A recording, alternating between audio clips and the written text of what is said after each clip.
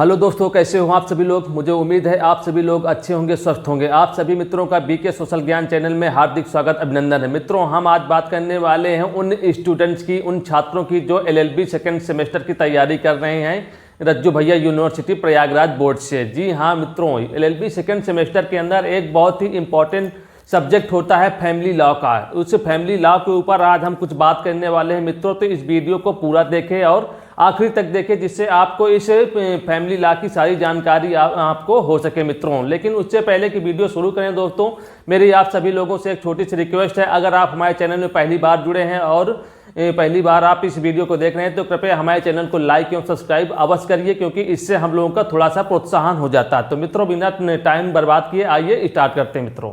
जैसे मित्रों आप सभी लोगों को मालूम होगा कि एलएलबी सेकेंड सेमेस्टर के अंदर जो हमारा पेपर होता है फैमिली लॉ का, तो उसमें फैमिली लॉ सेकेंड के अंदर मुस्लिम लॉ से जुड़ी चीज़ें हमसे पूछी जाती हैं और मुस्लिम विधि से जुड़ी चीज़ें हमको पढ़ाई जाती हैं। तो अगर मुस्लिम विधि के बारे में पढ़ाया जाता तो स्वाभाविक है कि क्वेश्चन भी जो है एग्जाम के अंदर मुस्लिम विधि के ही आने वाले हैं। तो जब हम बात करते हैं मुस्लिम विधि की, तो सबसे पहले प्रश्न ये उठता है कि मुस्लिम विधि को जानने के स्रोत क्या है, यानी मुस्लिम विधि क्या है और इनके स्रोत क्या हैं। तो सबसे पहले आज हम डिस्कस करने वाले इस वीडियो मुस्लिम विधि के जानने के लिए कौन कौन से आवश्यक स्रोत हैं। तो मित्रों, इसको यानी मुस्लिम विधि को जानने के लिए दो प्रमुख स्रोत होते हैं। पहला स्रोत होता है प्राथमिक स्रोत और दूसरा स्रोत होता है गौण स्रोत। गौण स्रोत यानी पुराने स्रोत। तो मित्रों आइए हम आपको पूरी जानकारी स्टेप बाय स्टेप देते हैं। मित्रों, सबसे पहले बात कर लेते हैं प्राथमिक स्रोत के बारे में। तो मित्रों, प्राथमिक स्रोत वो स्रोत हैं जिन्हें स्वयं मोहम्मद पैगंबर साहब ने लिखा, यानी जो दैवी संदेश थे उनको मोहम्मद पैगंबर साहब ने लिखा और जन सामान्य तक उन संदेशों को पहुंचाया। तो ये प्रारंभिक स्रोत हैं मित्रों।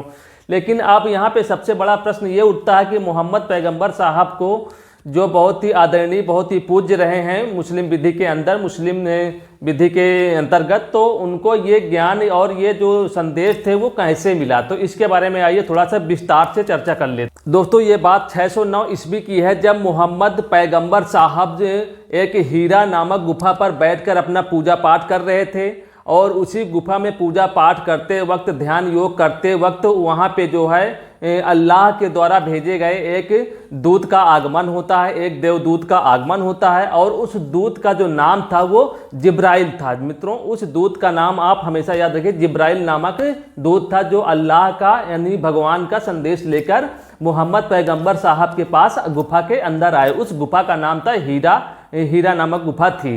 तो वहाँ पे पैगंबर साहब पूजा पाठ किया करते थे। तो वहाँ पे वो दूत आते थे, आए दूत और मोहम्मद पैगंबर साहब के कान में कहा कि आपका जो अल्लाह है, आपके जो भगवान हैं वो बहुत पवित्र हैं और बहुत ही दयालु किस्म के हैं। यानी आप सभी लोग जो है, जो अल्लाह की विधि है और विचार हैं, संदेश हैं, उनको आप सभी लोग मानिए और जो आपके अल्लाह हैं आप उनकी पूजा करिए, क्योंकि वो बहुत पवित्र हैं। उनकी पूजा करिए, उनका नाम लीजिए और उनको ही जो है सर्वोपरि मानिए, क्योंकि जो आपके अल्लाह हैं उन्हीं के खून के थक्के से, उन्हीं के खून के जो टुकड़े हैं, उन्हीं से ही इस धरती के जितने भी जीव हैं, जितने भी मनुष्य हैं, उनका निर्माण हुआ है। यानी वो मनुष्य बने हुए हैं अल्लाह के खून के थक्के से।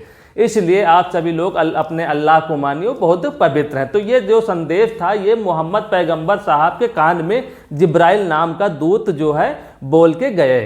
लेकिन अब आप ये सोच रहे होंगे केवल क्या ये जितना भी संदेश था, जो अल्लाह की जो विधि थी, जो मुस्लिम विधि थी, विचार थे और जो संदेश थे, तो क्या एक ही टाइम में अल्लाह ने जिब्राइल के द्वारा मोहम्मद पैगंबर साहब को 609 ईस्वी में दिया? तो मित्रों ऐसा नहीं है।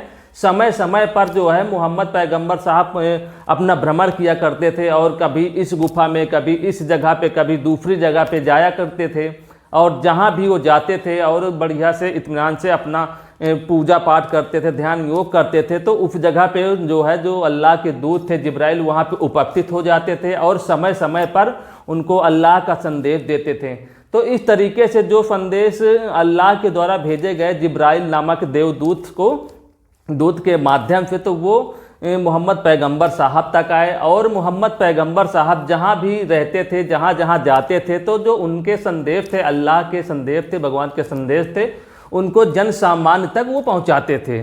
तो मित्रों जो वो जन सम्मान तक पहुँचते थे, जन लोगों तक पहुँचते थे, आम आदमियों तक वो संदेश अल्लाह के पहुँचते थे, विचारधारा पहुँचती थी मुस्लिम विधि की, अल्लाह की जो भी विचार थे वो सारे कुछ पहुँचते थे। तो उस समय के जो लोग हुआ करते थे तो वो मोहम्मद पैगंबर साहब के जो विचार थे, जो विधियाँ थी, मुस्लिम विधि थी, जो भी विचार संदेश थे, उनको सुनते थे और सुनने के बाद जो आम जन समूह थे, आम लोग थे, उन संदेशों को कभी कोई कागज़ पे, क्योंकि उस समय कागज़ नहीं रहता था, तो पेड़ के पत्तों पे वो संदेश लिख दिया करते थे, खजूर के पेड़ पे संदेश लिख दिया करते थे, जो मिट्टी से बने हुए घड़े बर्तन इत्यादि हुआ करते थे उसमें जो है पैगंबर साहब के संदेश लिख दिया करते थे। कभी मान लिया घरों की दीवार पे भी लिख दिया करते थे।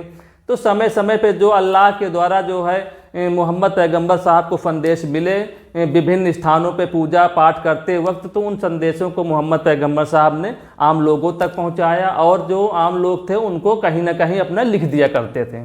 तो जब कुछ दिन बाद जो मोहम्मद पैगंबर साहब का निधन हो गया, उनकी मृत्यु हो गई, तो जो उनके अनुयायी थे, जो मुस्लिम विधि को मानने वाले थे, मुस्लिम धर्म में जो है आस्था रखने वाले थे, यानी सर्वश्रेष्ठ मानते थे अपने जो है धर्म को, तो वो लोग जो मोहम्मद पैगंबर साहब के संदेश जगह जगह पे लिखे हुए हुआ करते थे, उन सबको एकत्रित किया, यानी उनका जो एक डाटा था, यानी जो भी उनकी जो मेन बातें थी उनको सबको एक नोट किया, एक किताब के अंदर जो है नोट किया, एक मतलब संग्रह बनाया। तो उसी जो उसका बना हुआ संग्रह था उसको हम कुरान के नाम पे जानते हैं, यानी जिसको हम आज पूजते हैं, मतलब पवित्र मानी जाती है। तो कुरान में जो है उन्हीं सारे संदेशों को उसमें लिखा गया था। तो ये तो हमारा प्राथमिक संदेश है मुस्लिम विधि को जानने के लिए, यानी कुरान के माध्यम से आप कुरान का अध्ययन करके अच्छे से आप इसको समझ सकते हैं कि मुस्लिम विधि क्या है क्या नहीं है। तो ये हमने आपको थोड़ा सा शॉर्ट में जानकारी दी है, क्योंकि ये वीडियो ज़्यादा लंबा ना हो जाए इसलिए छोटी छोटी जानकारी हम आपको दे रहे हैं मित्रों। तो इसको अच्छे से आप समझ लीजिए कैसे क्या करना है, तभी आप अच्छे नंबर LLB सेकेंड सेमेस्टर के अंदर आप फैमिली लॉ के पेपर में आप पा सकते हैं, क्योंकि फैमिली लॉ में मुस्लिम लॉ का ही कोर्स कराया जाता है LLB सेकेंड सेमेस्टर में, और उसी से जुड़े हुए क्वेश्चन आते हैं। तो मित्रों आइए हम आप बात करते हैं दूसरे स्रोत क्या हैं उनके बारे में। मित्रों मुस्लिम विधि को जानने के जो दूसरे स्रोत थे वो था गौड़ सूत्र, यानी जो बहुत प्राचीन स्रोत हुए थे उनको हम गौड़ सूत्र के नाम से जानते हैं। तो गौड़ सूत्र में कौन कौन स्रोत आते थे, जैसे आपका हो गया प्रथाएं हो गए, जो लंबे समय से किसी समाज में प्रचलित थी, प्रथाएं थी, उनके माध्यम से भी हम मुस्लिम विधि को जान सकते थे। और जो न्यायिक निर्णय होते थे समय समय पे जो है न्यायिक निर्णय, न्यायालय निर्णय देती थी मुस्लिम विधि को लेकर, मुस्लिम नियम कानून को लेकर, विचार को लेकर, तो जो न्यायिक निर्णय थे इनके माध्यम से भी हमें अच्छी खासी जानकारी मुस्लिम विधि को जानने की मिलती है मित्रों। और इसके अलावा जो विधायन होते हैं, जो समय समय पर विधान बने हैं, देश के अंदर नियम कानून बने हैं और वो लागू हुए हैं, तो उनके माध्यम से, विधायनों के माध्यम से भी हमको मुस्लिम विधि को जानने की पूरी जानकारी मिलती है मित्रों। तो ये प्रमुख स्रोत हैं मुस्लिम विधि को जानने के लिए, जो भी क्योंकि बहुत ही इंपॉर्टेंट टॉपिक है LLB सेकेंड सेमेस्टर के अंदर।